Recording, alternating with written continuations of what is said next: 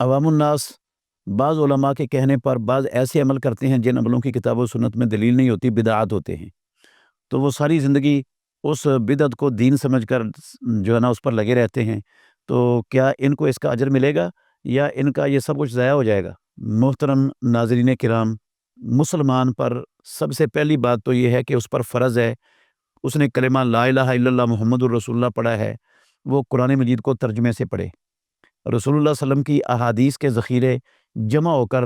ہماری زبانوں میں ترجمے ہو کر ہمارے پاس پہنچ چکے ہیں۔ رسول اللہ صلی اللہ علیہ وسلم کی احادیث کا خصوصاً صحیح بخاری اور صحیح مسلم شریف کا مطالعہ کرے۔ رسول اللہ صلی اللہ علیہ وسلم کی زندگی کا بیشتر حصہ وہ صحیح بخاری اور صحیح مسلم کے اندر آسانی سے مل جاتا ہے، ان کا مطالعہ کرے۔ جو بندہ جس کے پاس قرآن ترجمے والا بھی موجود ہے اور احادیث بھی ترجمے والی موجود ہیں، اور وہ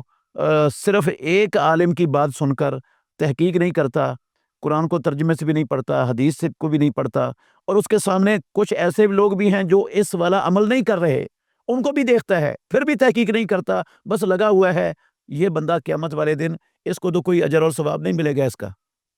اس نے کوتاہی کی ہے، اس نے دین سیکھا ہی نہیں ہے، دین سیکھنے کی کوشش ہی نہیں کی، اس نے دین کو اپنی زندگی میں پس پش ڈالے رکھا ہے۔ اللہ کا اور اللہ کے رسول کا یہ حکم نہیں تھا کہ تم صرف اپنے مسلک کے ایک عالم کی بات کو حرف آخر سمجھ کر ساری زندگی اس پر چلتے رہو۔ اللہ نے عقل انسان کو دی ہے، شعور دیا ہے، جب مختلف آراء بندے کے سامنے ہوں، مختلف طریقے بندے کے سامنے ہوں کسی بھی عمل کے کرنے کے، تو اسے دیکھنا ہے کہ اللہ اور اللہ کے رسول کے فرمان کے مطابق کون سا طریقہ ہے، کون سا عمل ہے جو اللہ اور اس کے رسول کے فرمان کے مطابق ہے، اس کو استعمال کرنے کی، اس کو ڈھونڈنے کی پوری کوشش کرے۔ ہاں البتہ ایک بندے نے اللہ اور اللہ کے رسول کے فرمان کے مطابق ڈھونڈنے کی پوری کوشش کی ہے، صرف ایک مسلک کے